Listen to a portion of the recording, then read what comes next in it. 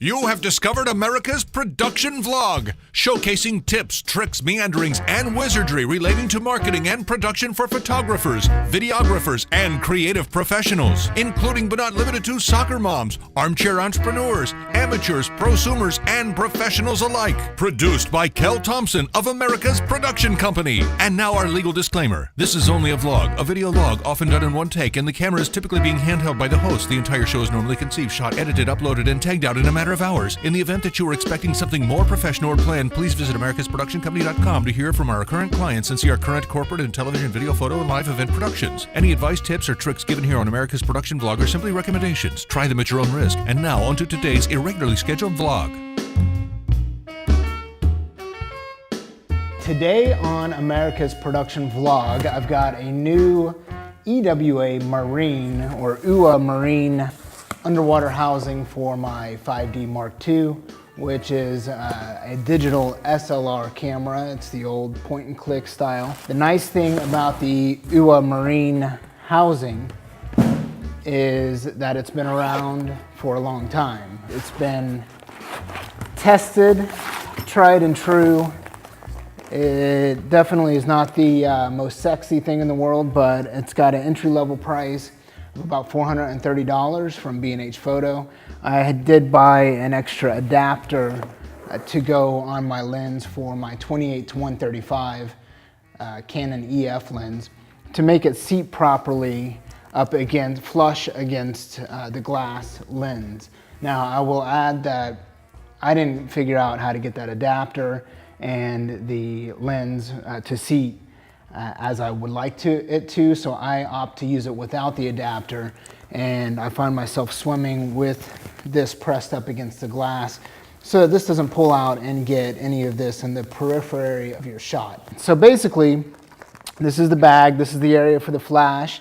This tightens down with 3 thumb screws, and let's see.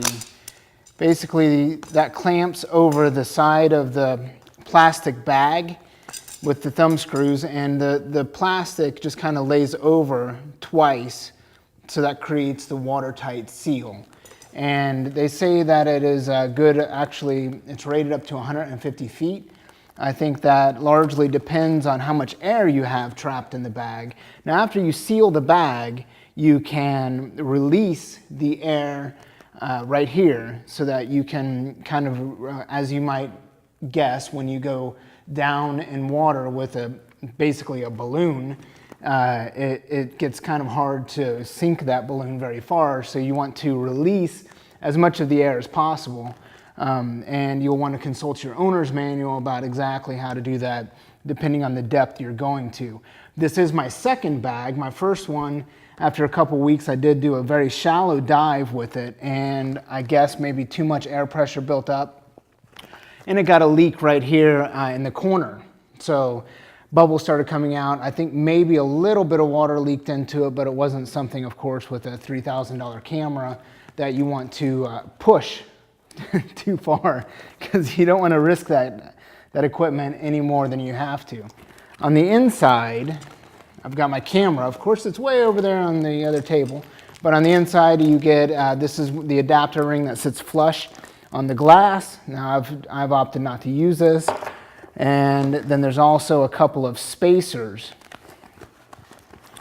So these are styrofoam spacers that can help your camera if it needs to sit up a little bit higher. This is made for different models of digital single lens reflex cameras.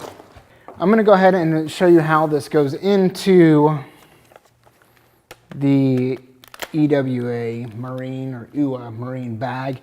Like the guys told me at B&H, this is my 20D, but it'll work just the same as my 5D. But the guys at B&H did tell me that it is German made, so you can trust the engineering, I think was the idea. However, the engineering does not make it super easy to get this thing in here, because it's like plastic on plastic, and it can take a second. Of course, I don't have these styrofoam and spacers in there at the moment, which I do like to have in there. So then the flash goes on like so, and then you just clamp this back down. I'll speed this up in editing.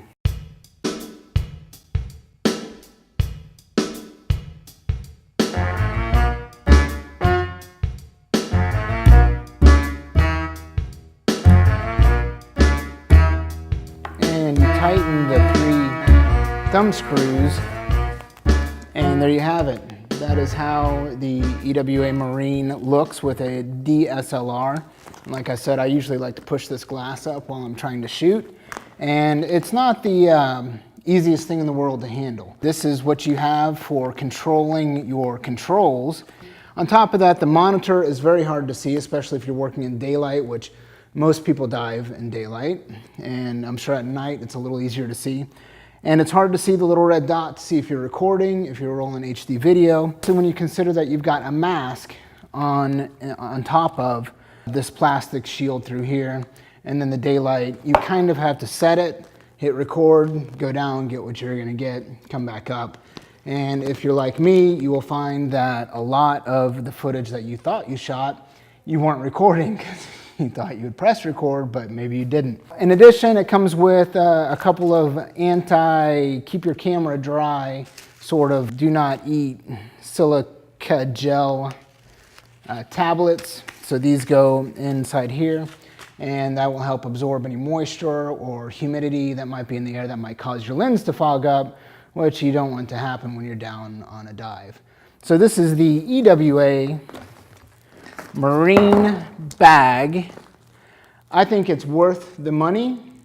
It is a risk. We all know that sand, sea, and salt are not your friends of high-end electronics. However, like I said, I think for the price point, it's a good way to get in the water, collect some material maybe for your portfolio, and then as you get better, you can upgrade to something like the Ike Light. Ike Light, if you're watching this, I would love for you to send me a housing to review for you. Free review, just let me keep the housing for the 5D Mark II with the 28-135 lens. Anyways, thank you guys for watching America's production vlog, bringing you tips and tricks for all of your internet and marketing needs.